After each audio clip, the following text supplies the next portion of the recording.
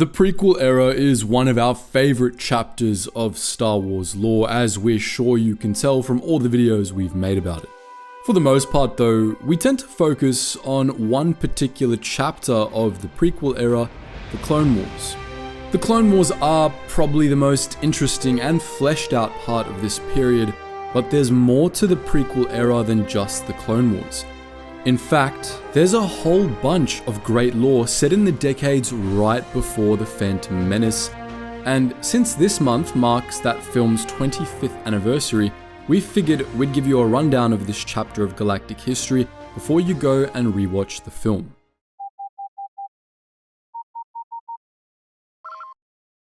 Attention, Sergeant on deck! The events of the Phantom Menace marked the beginning of the end of the Great Peace of the Republic, a 1,000-year-long chapter of galactic history that began with the Ruusan Reformation of 1000 BBY. Following the defeat of the Sith in the 7th Battle of Ruusan, the Republic rebuilt and reorganized many aspects of its government and entered a golden age which lasted for centuries.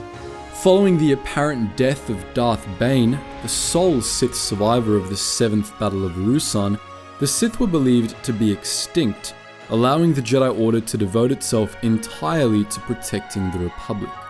And with no major enemies left on the galactic stage, the Republic thrived, sharing its golden age with most of the known galaxy. With the Ruusan Reformation, the Republic's armies were dissolved, and Supreme Chancellor Tarsus Valorum proclaimed that the Republic would never see full-scale war again. That promise held for centuries, and though there were small-scale wars throughout the Great Peace of the Republic, for the most part, this was an era of unprecedented stability for the galaxy. Of course, that doesn't mean everything was perfect. The Golden Age of the Republic was also a golden age for the Hutt cartel, which reached its largest de facto territorial extent during this period, establishing effective control over numerous Republic sectors, as well as many worlds that lay beyond the Republic's borders, such as Tatooine.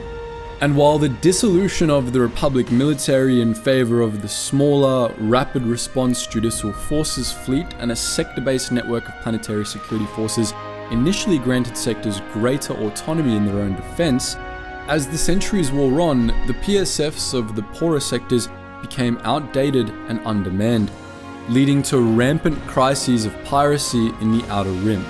Megacorporations like the Trade Federation, which formed in 312 BBY, took advantage of this to increase their influence, promising Rimworlds the protection of their trade defense force in exchange for their allegiance.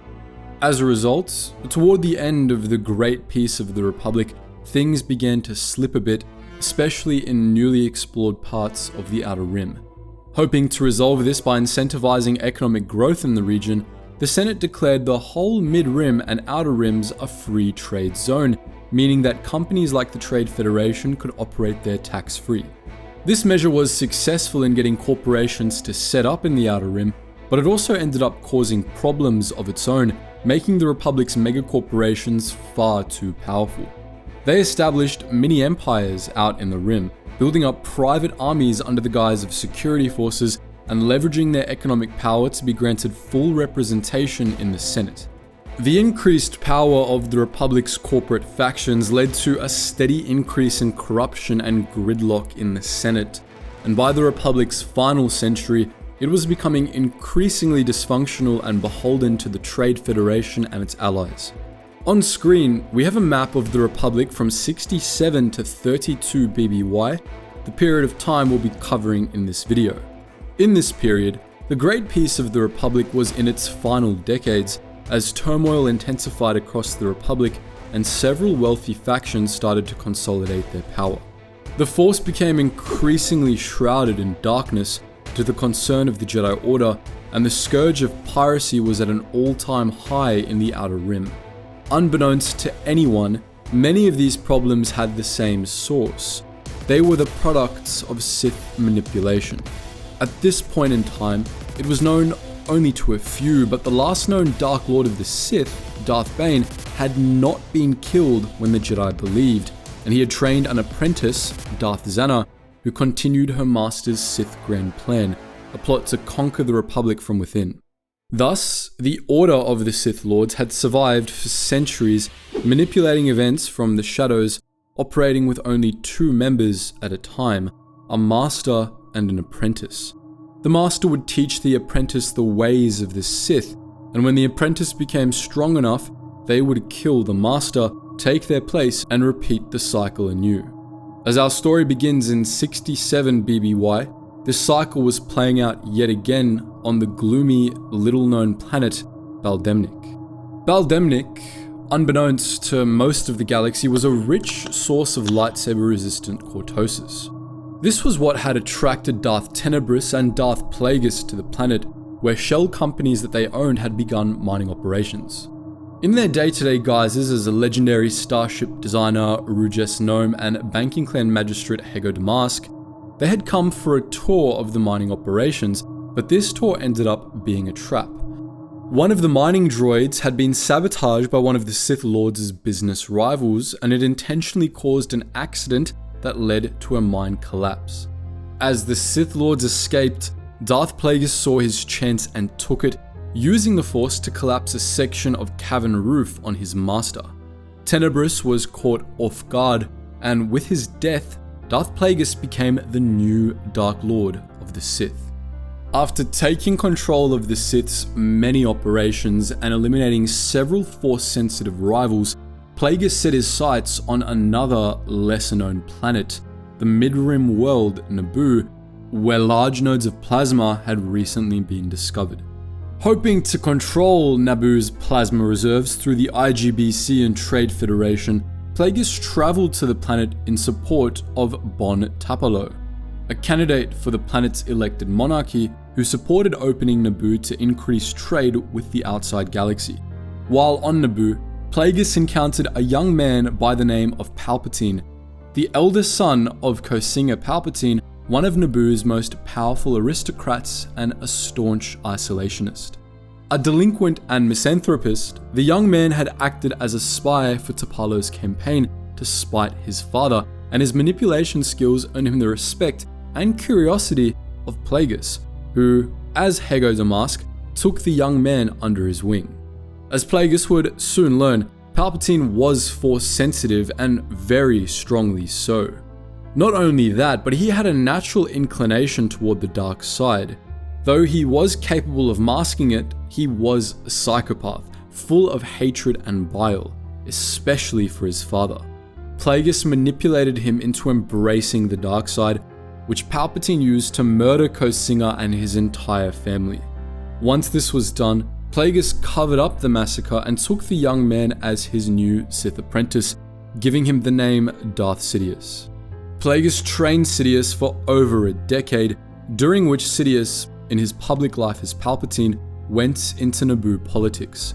Initially, he stuck to small, out-of-the-way positions, slowly climbing his way up Naboo's political ladder, which enabled him to leave to train with Plagueis regularly. By 56 BBY, however, Sidious's training was close to complete, and he began to reach for more prominent positions.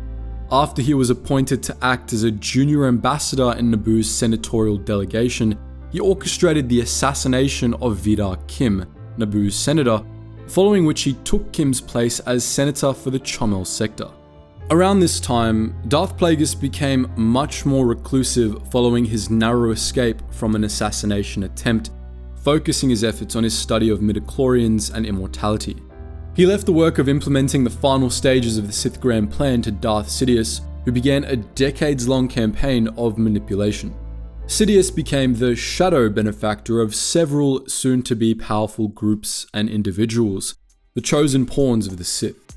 As Senator Palpatine, meanwhile, he became one of the most well-known and respected voices in the Senate, a moderate whose quiet demeanor and apparent humility belied his increasing power over galactic politics. As Plagueis and Sidious manipulated events from behind the scenes, local wars became more frequent across the mid and outer rims, some spurred on by the Sith and others the result of diminishing Republic authority. Many were fought between remote Republic and Trade Federation detachments, and the outlaw factions that were growing increasingly common in the Outer Rim. Some of these pirates had Sith backing, but most were just opportunists.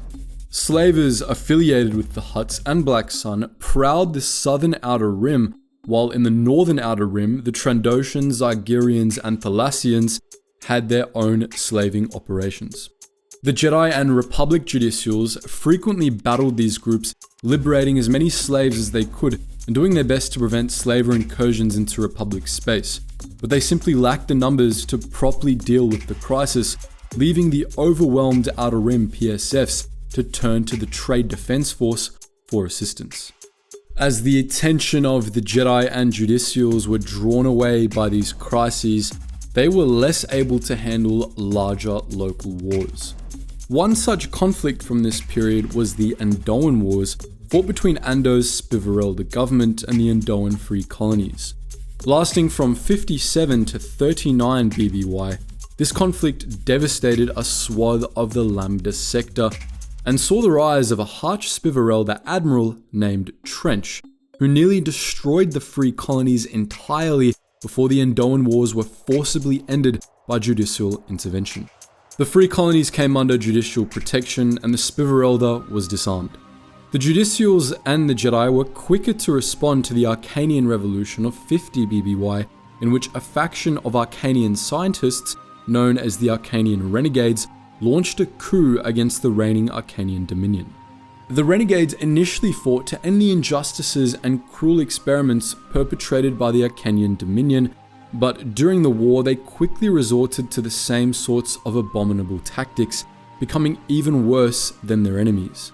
The Jedi quickly crushed the Arcanian Revolution and disbanded the Renegades, bringing this conflict, at least, to a swift resolution.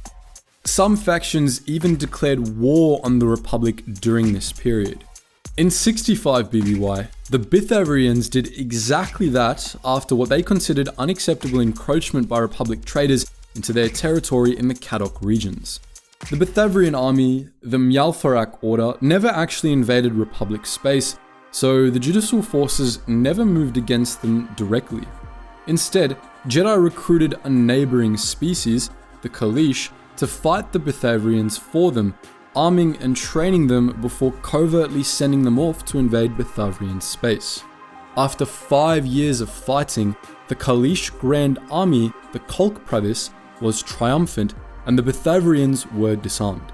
The Republic then left Kaleesh out to dry when, just a few years later, Kali was invaded by the Yamri, an insectoid species from the planet Huk. The Yamri attempted to colonize Kali and take the Kaleesh as slaves, and despite several Kaleesh appeals to the Senate, the Republic did nothing, as the Yamri worlds were rich in valuable resources, giving the invaders economic leverage. This conflict, the Huk Wars, only ended when the Kaleesh themselves drove the Yamri off-world under the leadership of a warlord named Grievous, who subsequently led an invasion of the Yamri homeworlds. This time, the Yamri appealed to the Senate for help, and the Senate dispatched the judicials to disarm the Kaleesh and send their armies home. These wars were all part of a growing pattern of instability in the Republic, and the Republic's handling of them ultimately ended up alienating many of the factions involved. The Spivarelda loyal portion of the Aqualish and Harch populaces were radicalized against the Republic by the judicial intervention in the Andoan Wars, as were the Kaleesh, who were subjected to crippling Republic sanctions after the end of the Huk Wars, which caused the deaths of millions by starvation. Slowly but surely, the Republic was making itself enemies, many of which were subsequently recruited by the Sith, most notably including a Mandalorian by the name of Jango Fett. The Mandalorians in this era were mostly a shadow of their former selves. The pacifist New Mandalorians ruled Mandalore and the Mandalore sector from Sundari, and the numbers of the faithful, those Mandalorians who continued to follow the warrior codes, had declined over the centuries. This decline was dramatically worsened by the Mandalorian Civil War, which began in 60 BBY after the latest Mandalore, Jasta Mareel, tried to implement new honor codes for the Mandalorians to be bound by, which called for the Mandalorians to act as disciplined, morally driven mercenaries instead of thugs and conquerors. A faction of Mandalorians led by Tor Vizsla, known as the Death Watch, declared these reforms to be heresy, and they went to war with Muriel's followers, who called themselves the true Mandalorians. Over the course of the Civil War, the Death Watch whittled the numbers of the true Mandalorians down. Justa Muriel was killed with the help of a traitor named Montross on Quarter 6 in 52 BBY, leaving Muriel's adopted son, Jango Fett, as the true Mandalorians' leader. Under Fett, the true Mandalorians struck back and crippled the Death Watch, but the Death Watch got their revenge in the Battle of Galidron. That battle, fought in 44 BBY, saw Tor Vizsla and the Death Watch lure the true Mandalorians into a battle with a Jedi task force led by the famed Jedi Master Dooku. The Battle of Galidron saw the true Mandalorians wiped out with only Fett surviving. Fett was captured by the Jedi and handed over to the governor of Galidron, who was secretly allied with the Death Watch. The governor stripped Fett of his armor and sold him into slavery, and while Fett ultimately escaped, killed the governor and reclaimed his armor, the true Mandalorians were destroyed. Fett was able to kill Tor Vizsla and most of the Death Watch's leaders after his escape in 34 BBY, following which the Death Watch went into hiding. This ended the Mandalorian Civil War, but the damage was already done. The Mandalorian faithful had largely been wiped out, and Jango Fett went on to become a simple bounty hunter. As should already be evident, the Jedi Order was hard-pressed to handle all of the crises afflicting the Republic. This made it easier for factions like the Yamri and Death Watch to manipulate the Jedi to their own ends, especially as the Force became shrouded in darkness, blinding the Jedi to the dark forces active in the galaxy. It also diminished the Jedi's abilities to prevent threats from within, such as that posed by the renegade apprentice Xanatos. Xanatos was the second Padawan of the great Jedi Master Qui-Gon Jinn, an unorthodox maverick who often disagreed with the decisions of the Jedi Council. Qui-Gon had discovered Xanatos on Telos 4 during a mission there and chose him as a Padawan when Xanatos came of age, as the boy was a prodigy with a strong connection to the Force. Xanatos was also prideful and power-hungry, however, and his pride was only made worse after he learned that he was the son of the governor of Telos, a man named Cryon. Qui-Gon failed to see the threats these flaws posed, however, which led to disaster in 53 BBY when Qui-Gon and Xanatos were sent on a mission to Telos. During that mission, Jinn and Xanatos discovered that Governor Cryon was corrupt and planning to invade Toprawa, one of Telos' neighbors. After Jinn revealed this to the Telosian populace, they rose up against Cryon, who sent the Telosian army to massacre them. Qui-Gon ultimately helped the revolutionaries overthrow Cryon, whom he was forced to kill in their final confrontation. But this drove Xanatos mad with grief. He had reconnected with his father during the mission and had secretly been on Cryon's side the whole time. In his grief over Cryon's death, Xanatos fell to the dark side and attacked Qui-Gon. Qui-Gon prevailed in the resultant duel, but Xanatos escaped, and over the course of the next decade, he plotted revenge against Qui-Gon and the Jedi, taking control of the Off-World Mining Corporation and using it in several plots against the Order. These plots were ultimately thwarted by Qui-Gon and his latest Padawan, Obi-Wan Kenobi. Qui-Gon had refused to take a new Padawan for years after Xanatos' fall, which he blamed himself for failing to foresee and stop. But in 44 BBY, he ultimately decided to train Kenobi after the young man had proved himself on a mission to Bandomir. Kenobi had originally washed out of Jedi training and had been assigned to the Agricultural Corps, but after ending up on Bandomir, he proved to be a great help to Qui-Gon, ultimately convincing the jaded Jedi Master to train him. Together, Qui-Gon and Obi-Wan put a stop to Xanatos' plots, and the Dark Jedi ultimately killed himself in 44 BBY after the two foiled his latest scheme on Telos. As the great peace of the Republic steadily became less peaceful, some in the Senate began to argue that the only solution to the Republic's problems was to reform the Republic military. These militarists were led by the senator from the Siswena sector, a man named Ranulph Tarkin. Tarkin was the patriarch of the wealthy and powerful Tarkin family of Eriadu, which, together with 4 other wealthy families, ruled the planet as part of an oligarchy known as the Quintard. Tarkin was an aggressive and somewhat unstable man, described by future Supreme Chancellor Finis Valorum as being not reasonable at the best of times. However, Tarkin's wealth and his family's political position gave him tremendous power, which he used to push the militarist position both in the Senate and back in his home sector. Tarkin had served in the Siswena Defense Forces, his home sector's PSF, and as an officer in the SDF, he had led several successful campaigns against the pirates that plagued the Outer Rim reaches of the sector. His time in the SDF convinced him that military force was the only solution to the pirates' scourge, as well as to the general breakdown of what he considered law and order in the Outer Rim. Tarkin originally sought to remilitarize just the Siswena sector. To that end, he left the SDF to become an executive at Quintad Orbital Manufacturing, a Tarkin family-owned, Eriadu-based shipbuilding firm that made military hardware. During his time at QOM, Tarkin brokered contracts with the Republic's major manufacturers of military vessels, which began to operate out of QOM shipyards, and then, after turning leadership of QOM over to a cousin of his, Tarkin talked the Siswena sector's senator into appointing him the sector's governor general, which put him in charge of the Siswena Defense Forces. In 57 BBY, Governor General Tarkin then used his new authority over the SDF to conduct a major military buildup, commissioning a fleet of new, state-of-the-art military warships from QOM and its new partners. However, this got Tarkin in hot water with the judicials. The Ruusan Reformation, which had established the decentralized sector-based PSF system, also set limits on the size of sector forces, as well as on the firepower of warships in those sector forces. Thus, the judicials shut down Tarkin's project, capping the size of the Siswena Defense Forces. But Tarkin wasn't ready to give up on militarization that easily. There were loopholes in the Ruusan Reformations that allowed the sector governments to make lend-lease deals with shipbuilding firms, placing large fleets of capital ships under the control of their planetary security forces without actually incorporating them into the PSFs.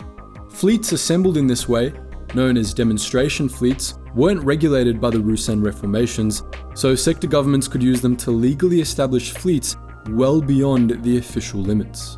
This was pretty common in the core worlds, where wealthy sectors with credits to waste on vanity projects built up massive demonstration fleets of advanced and barely legal warships. Since the vast majority of these ships never saw any action and the whole thing was just core world lightsaber measuring, neither the judicials or the Senate cared all that much about closing the loophole. But when Ranulph Tarkin started doing the same thing, establishing lend-lease deals with QOM's partners and amassing enormous demonstration fleets under the de facto control of the SDF, many senators were alarmed.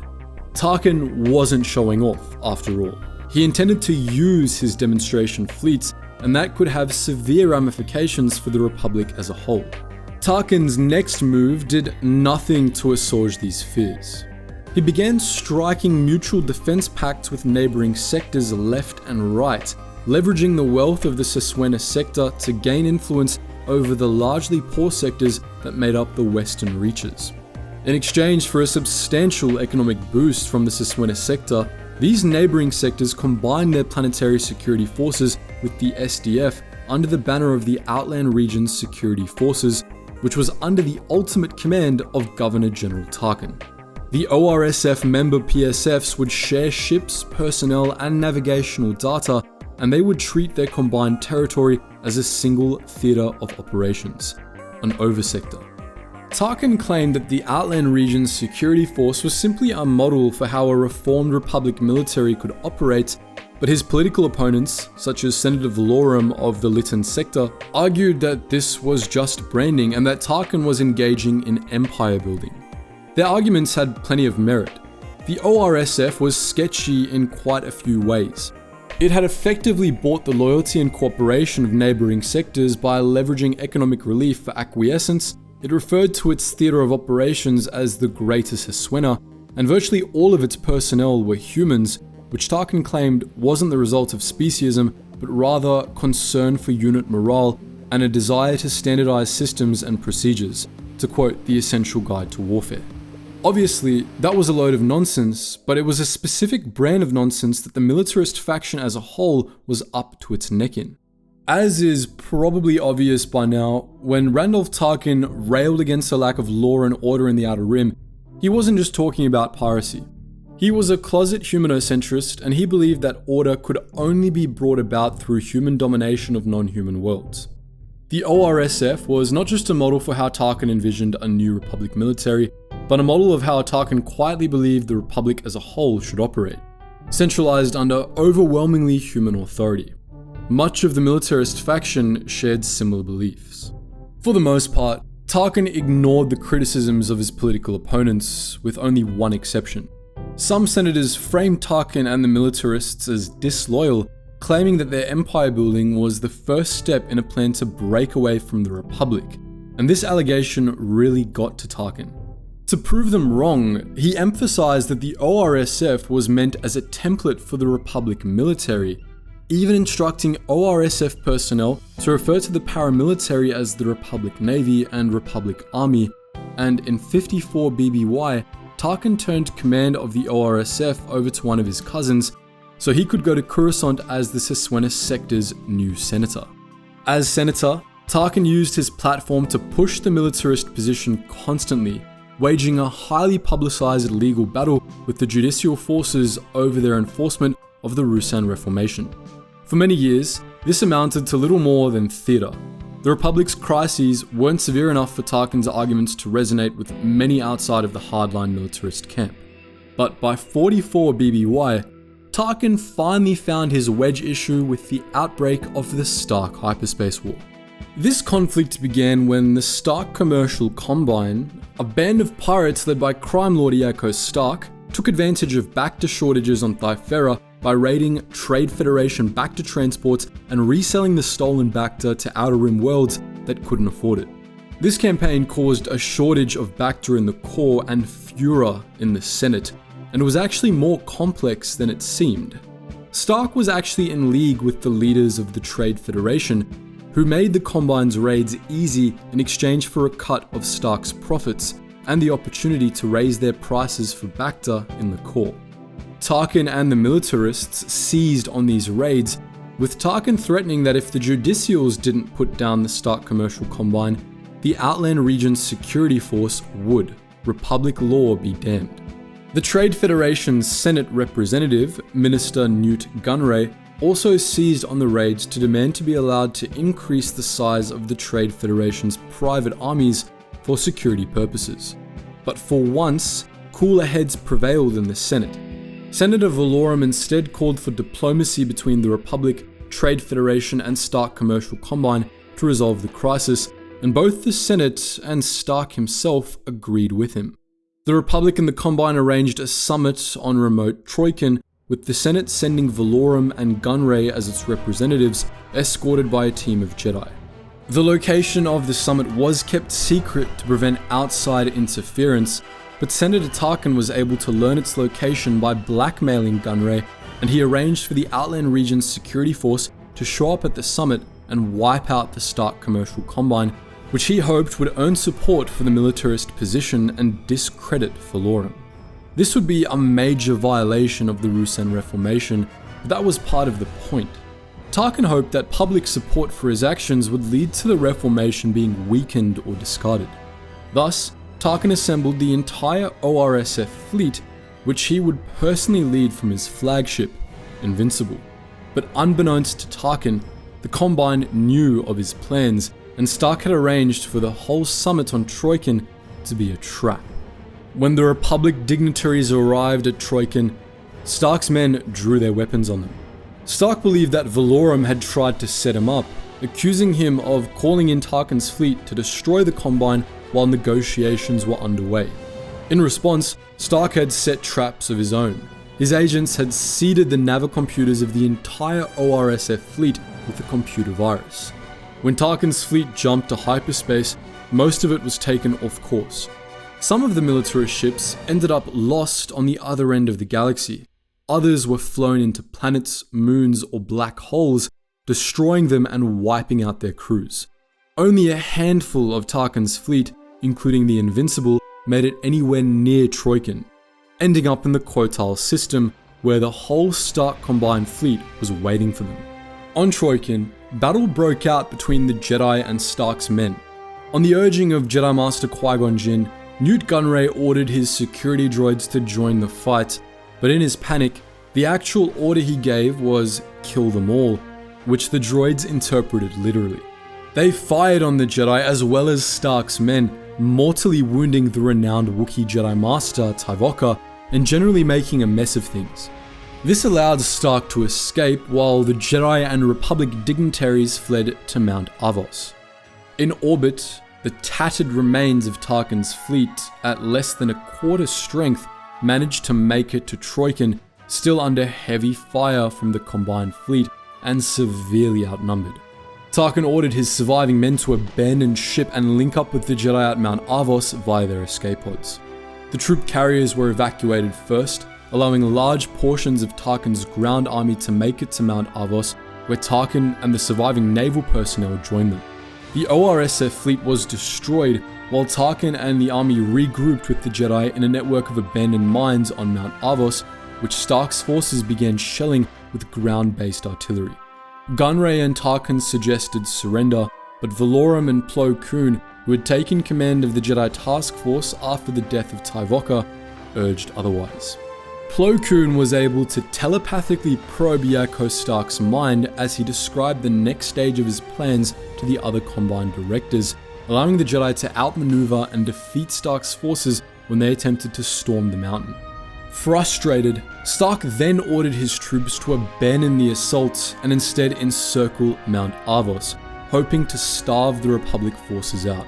After telepathically sensing this plan as well, Plo Koon decided to have Tarkin's second-in-command, Jace Dallin, lead the ORSF ground forces in a diversionary strike against the encircling combined forces, while Adi Gallia, Qui-Gon Jinn and Obi-Wan Kenobi stole a combined ship with which to ferry Valorum and Gunray back to Coruscant, where they were to try convince the Senate not to give in to Stark's demand.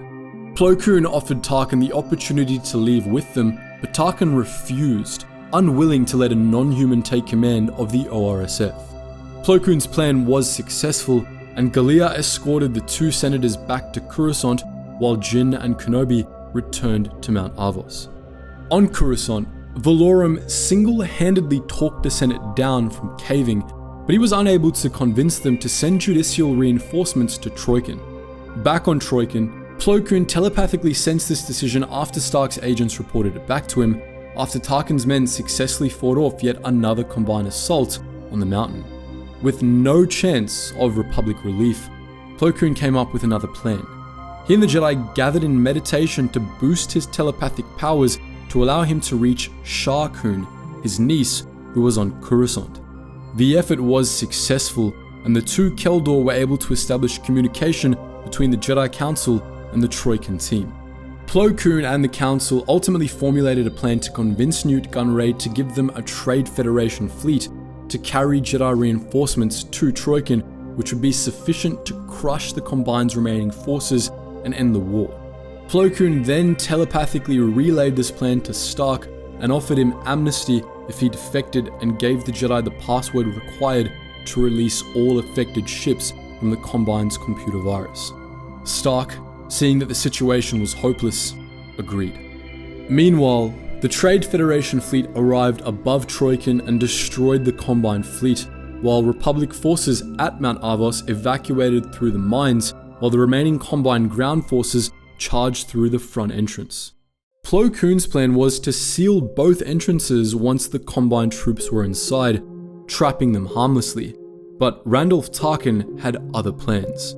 He stole a detonator charge and snuck back into the mines, where he used the charge to blow up the blocked entrance to a cave that contained a swarm of flesh-eating insects, which wiped out the combined troops. Tarkin killed himself in the blast, but in the process, he had achieved his goal of wiping out the Stark commercial combine, which the Militarists seized upon to declare him a hero. The Stark Hyperspace War was brief, but it had a dramatic impact on the Republic. Following the war, the Militarists enjoyed increased support across the Senate, and despite the illegality of their involvement in the conflict, survivors of the Outland Region's security force were honored as Republic veterans. Tarkin's death and the destruction of his pet project proved to only be a setback for the Militarists, who rebounded quickly. They achieved sufficient power that when Finis Valorum became Supreme Chancellor in 40 BBY, the Militarists were able to strong-arm him into giving Randolph Tarkin, his longtime rival, a posthumous commendation, officially declaring him Hero of the Troikan. The Trade Federation also benefited considerably from the conflict. The Senate allowed it to expand its private droid armies, and Minister Newt Gunray was able to become the leader of the Trade Federation's Neimoidian faction for his perceived cleverness in granting the Jedi a TDF fleet to win the war with. After the end of the war, Gunray also received a message from Yaakov Stark, which contained a holocom code that Stark claimed belonged to his shadow benefactor, a man he knew as Lord Sidious. The very same Lord Sidious had been behind a great many of the crises that afflicted the Republic in this period. He was not only the shadow benefactor of Yaakov Stark, but also a friend of the Tarkin family in his day-to-day guise as Senator Palpatine. And after the Stark Hyperspace War, he also got involved with Newt Gunray. Sidious engineered Gunray's rise to Viceroy of the Trade Federation, secretly removing obstacles from Gunray's path, all without the Neimoidian ever knowing. Gunray ultimately never contacted Sidious, despite Stark's message, but Sidious eventually reached out to him all the same. In 33 BBY, Sidious contacted Gunray and established a partnership with him, one that he would use to great effect in the coming years. In these manipulations, Sidious was frequently assisted by his prized Sith assassin, a Dathomirian Zabrak named Maul. Maul had been given to Sidious as a young child by his mother, the Night Sister Cassina, and despite still being the apprentice to Darth Plagueis, Sidious decided to train Maul in the ways of the Sith. Plagueis was aware of this, but as Sidious was only training Maul in part of the Sith arts, training him as an assassin instead of a true Sith Lord, Plagueis approved. As more of his time was eaten up by manipulating the Senate, Sidious began to send Maul out to do his dirty work. It was Maul, for instance, who had done the groundwork in ensuring Gunray's rise to power. He had also assassinated several Jedi, and he would play a major role in Sidious's next big undertaking, the Yinchorri Uprising of 33 BBY. The Yinchorri were a hardy reptilian species that had only recently joined the Republic, and Plagueis and Sidious had been watching them closely for decades. The Sith Lords felt that the Yinchorri could pose a significant threat to them. They were expansionist, aggressive, immune to mind-affecting force powers, and they made extensive use of lightsaber-resistant Cortosis shields. The Sith wanted the Yinchorri threat contained, and they wanted to use the Yinchorri to weaken their enemies in the process. Thus, Darth Sidious, with the help of Darth Maul, engineered the Yinchorri Uprising. Sith agents were able to radicalize the Yinchorri against the Jedi Order, and the Yinchorri then seized control of the Golden Nist shipyards, amassed a fleet of warships, and began attacking neighboring systems.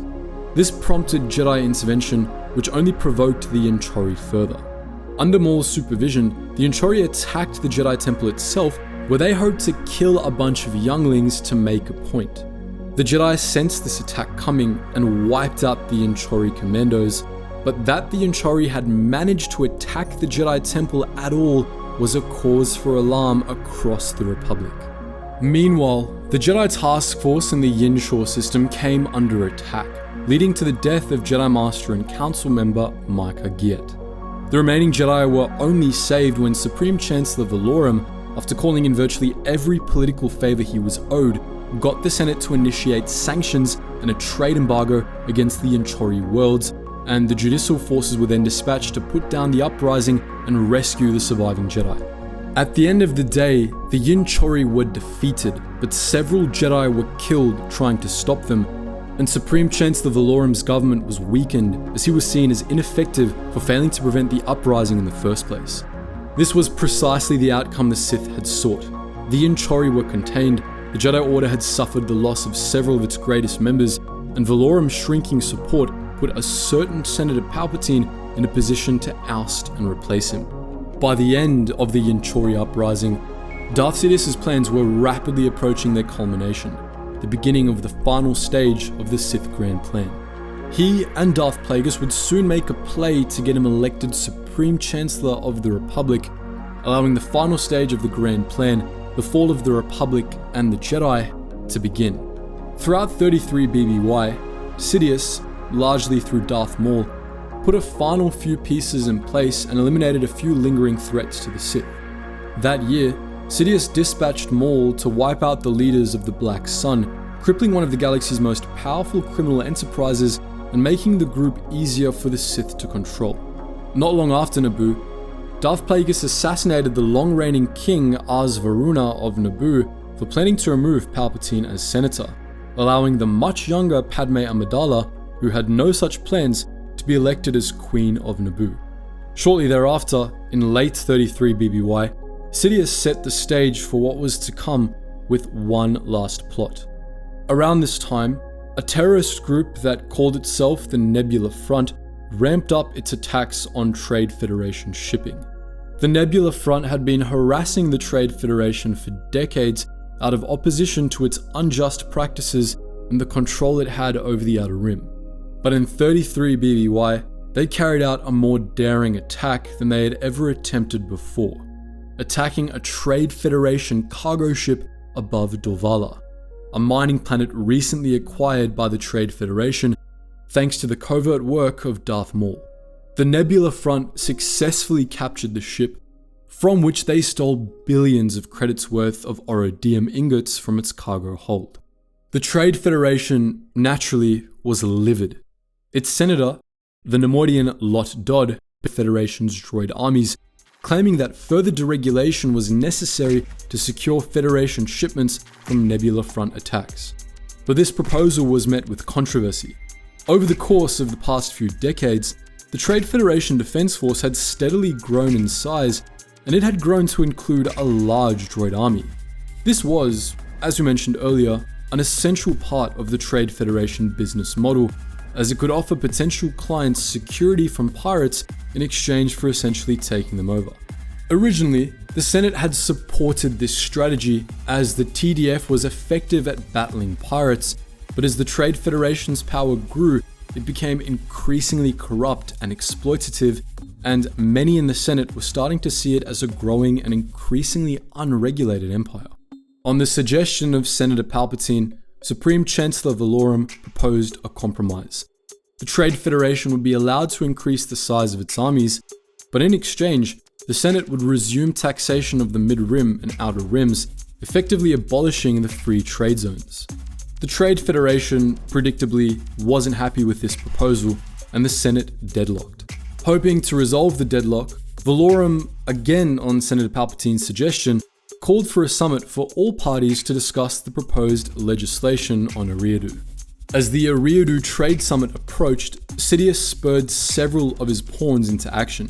He directed the Nebula Front, which of course he controlled from the shadows, to attempt to assassinate Supreme Chancellor Valorum at the Eriadu Summit. He also convinced Viceroy Gunray of the Trade Federation to begin building his new droid army anyway, which he did. On Gunray's orders, several Trade Federation bulk freighters were secretly converted into battleships, which took delivery of hordes of Bactoid battle droids and armored vehicles, as well as fleets of Howard Chal engineering transport craft and vulture droids.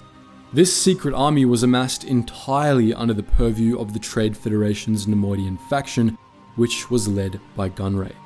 At this point in time, the Trade Federation wasn't Nemoidian controlled. Nemoidians were still a minority within the organization, if a rapidly growing one. Viceroy Gunray, in fact, was the only Nemoidian on the 7-member Trade Federation Directorate, which ran the megacorporation, with the rest of the Directorate consisting of 4 humans, a Gran, and a Celestin. The Neimoidian faction was disliked and distrusted by the other elements of the Trade Federation, and despite being Viceroy, Gunray felt his power over the organization was constrained by the Directorate, who he believed had only begrudgingly accepted the idea of a Neimoidian Viceroy. Nonetheless, Gunray had full power over the Neimoidian faction, which allowed him to conceal the extent of the new Trade Federation droid army from the Directorate, which believed that Gunray had only replaced its older battle droids with more sophisticated models. These more sophisticated battle droids acted as security for the Trade Federation Directorate during the Eriadu Trade Summit, which saw the whole Directorate attend to discuss the taxation of the free trade zones with Valorum and the Republic delegation, as well as with the representatives of a slew of other interested parties. As the delegates gathered on Eriadu, the Jedi uncovered the Nebula front plot to assassinate Valorum and moved to stop them. They ultimately showed up too late. Just as the summit was beginning, a Nebula front sniper took a shot at Valorum, throwing the assembled delegates into a panic. But the sniper had missed, just as he had been ordered to do. For Valorum was not Sidious's true target. As soon as the sniper opened fire, a ray shield had been activated to protect the Trade Federation Directorate, and when the shield was up, the Directorate's own battle droids turned on them. With the Jedi and the Judicials helpless to stop them due to the shield, the droids massacred the entire Directorate except for Viceroy Gunray, who was out of the room at the time. The Eriadu Trade Summit ended in disaster, exactly as Darth Sidious had intended. As the sole remaining member of the Trade Federation Directorate, Newt Gunray now had complete control over the entity. He stacked the empty seats on the Directorate with other leaders of the Neimoidian faction, including Chief Settlement Officer Rune Hako, Trade Federation Senator Lot Dodd, TDF Captain Dolte Dauphine, and Deputy Viceroy Huth Monchar, the latter of whom tried to betray Gunray to the Jedi but was assassinated by Darth Maul. With the Trade Federation now under complete Neimoidian control, Gunray finished amassing, testing, and mobilizing the secret droid army, which was now considerably larger than it was legally allowed to be. In the furor after the Trade Summit, the Senate passed Valorum's proposed tax on the free trade zones over the objections of the Trade Federation. Over the course of the next few months, the results were seen immediately. The Republic economy saw a boost from the massive increase in tax revenue, while the Trade Federation's profits sharply declined. But Valorum was unable to celebrate his victory as his chancellorship became mired in scandal when it came out that the Orodium ingots stolen by the Nebula front had been deposited in his family's accounts. Valorum strongly denied association with the Nebula front, but the Senate nonetheless passed several measures severely limiting his power, curtailing his authority over the judicial forces, and appointing the legalistic, procedure-focused Mas Ameda as the new Vice-Chancellor to keep Valorum in check. This completely paralyzed Valorum's chancellorship, and with it, the Senate. As the Senate descended ever deeper into gridlock, Lord Sidious informed Gunray that everything was ready for the Trade Federation to put their droid army to use and blockade a rim system in protest over the taxation of the free trade zones. Gunray initially wanted to target Eriadu, but Sidious suggested an easier target, Naboo, the homeworld of the senator who had proposed the tax bill in the first place. Gunray agreed, and the Trade Federation began mobilizing its forces at Enoch, from which it would establish the blockade of Naboo. We all know what happened next. The blockade of Naboo became the invasion of Naboo, the first in a series of events that propelled Senator Palpatine to the Supreme Chancellery. That night, the victorious Supreme Chancellor Palpatine met with one Hego Damask on Coruscant, where the two secret Sith Lords drank to their victory. Darth Plagueis, heavily inebriated, fell asleep for the first time in many years, and Darth Sidious saw his chance. He murdered his master and usurped the title of Dark Lord of the Sith, taking full control of the Sith Grand Plan. In the ensuing decade, he would see to it that the events on Naboo were only the beginning of a much larger conflict, which would see the Republic toppled, the Jedi Order destroyed, and the Sith triumphant at last. And that's our overview of the decades of galactic history immediately preceding the Phantom Menace. We hope you've enjoyed this little prelude to the film's 25th anniversary. But what do you think? Would you like to see more detailed videos about any of these stories? Let us know your thoughts in the comments section below. And as always guys, thank you so much for watching, and I hope to see you in the next video.